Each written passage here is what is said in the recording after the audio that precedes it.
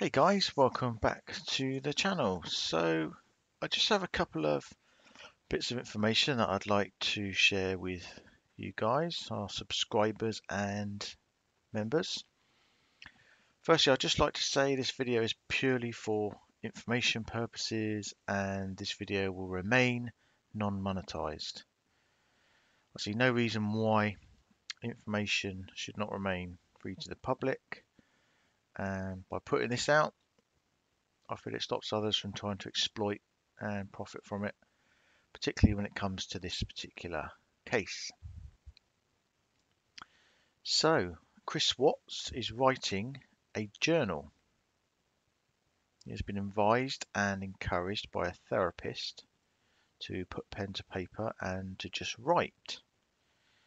Besides continuing to read a lot, including turning to God, we know he's very much now into the Bible. He's also started to document his thoughts. Even if his mind starts to go in different directions, he has been urged to just follow his thoughts and write them down. It's hoped that this will lead him to memories that he has thus far blocked out. Now, I don't know if this is a journal that will ever see the light of day.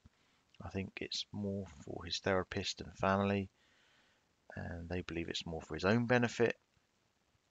But from a psychological and mental health standpoint, it's obviously extremely important because I'm not sure whether anybody really has a definitive mental diagnosis for Chris.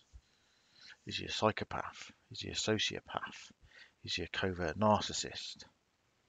All of these terms have been thrown around, yet a lot of them are just uneducated guesses, aren't they? But one thing a lot of people seem to agree on is that Chris is unique. I find it hard to believe that there are not prison counsellors and psychologists that are not desperately wanting to try and unearth just who Chris is and what caused him to commit such a heinous crime as killing his wife and his children. Unfortunately, of course, there is no diagnosis that will ever be able to justify what he did, and there's certainly no medicine in the world that will be able to bring back the lives of his beautiful family.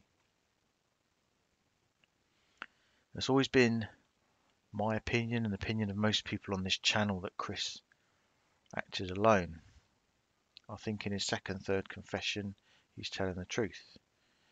And now, after hearing some of the recently shared telephone calls to his family, I believe it even more. He clearly seems too ashamed to talk about it. He'd rather just talk about something else like football. Remember, those calls were just months after the murders. I've never believed that anyone else was culpable. Chris has never even come close to implicating anybody else. Outrageously, men killing their wives and children has become an all too common theme. Look at Wayne Jones Jr., Anthony Toad, Chris Coleman and Timothy Jones. People continue to try and look for the smallest detail that might bring Nicole Kessinger into the frame. But besides a few coincidences and some easily argued circumstantial evidence, there's simply nothing to implicate her. A mistress who got caught up in a horrific situation, yes. But a killer, I simply do not see it. And of course, these are very damaging and dangerous accusations that people are throwing around and have continued to do now for nearly 2 years. In fact, I believe maybe it's time people started to give Nicole Kessinger less of a hard time. There simply is no hard, undeniable evidence that points to her involvement. In fact, I will go as far as to say that if Nicole Kessinger reached out to this channel and wanted to be heard, I would support her and I would listen to her. And I hope some of you guys would too. I think her name has been dragged through the mud enough, and it's about time that maybe people started to encourage her to speak rather than continue to chase her down with a pitchfork. I know some people say, well, why hasn't she come out yet? It's because she's guilty. Or maybe it's not. Maybe it's because she knows the amount of flack that she's going to get. Chris acted alone, as far as I'm concerned. He knows what he did. The Rusecs know what he did. So people really need to just come up with something better than trying to continue to shroud the case in dark magic and mystery. Obviously it sells and that's why certain people do it, but at what cost? Now, to help Chris Wright, he's also now in possession of a small television in his cell. It's one with an aerial, or an antenna, and a very limited number of channels. I don't know the exact rules and regulations regarding personal items, but friends and family can order merchandise through a company called Jack L. Marcus.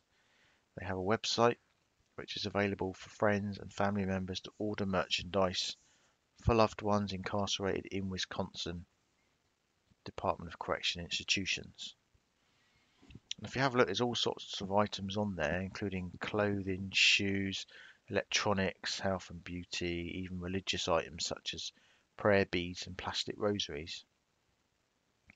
All items are guaranteed to be non-restricted and allowed for prisoners. Now, I don't know whether there are further policies within the prisons that restrict the use of them or issue of them based on behaviour. I don't know. If anybody works within the prison system or knows the answer to that, I'll be very interested to know. So as we move swiftly through 2020, that's part of Chris's life in prison for people that are interested. I do know that he's had several visits, including, of course, Anna Novak and Sherilyn Cadle, although I think that relationship swiftly broke down after the release of her book, Letters from Christopher. It's even been confirmed to me by somebody who helped promote Sherilyn's book and has also written to Chris in the past. You probably know who I'm talking about. That Sherilyn Cadle, and I quote, did make up so much and everything is so second hand now. So just bear that in mind the next time you're going down the rabbit hole of dark spirits and mind controlling crystals.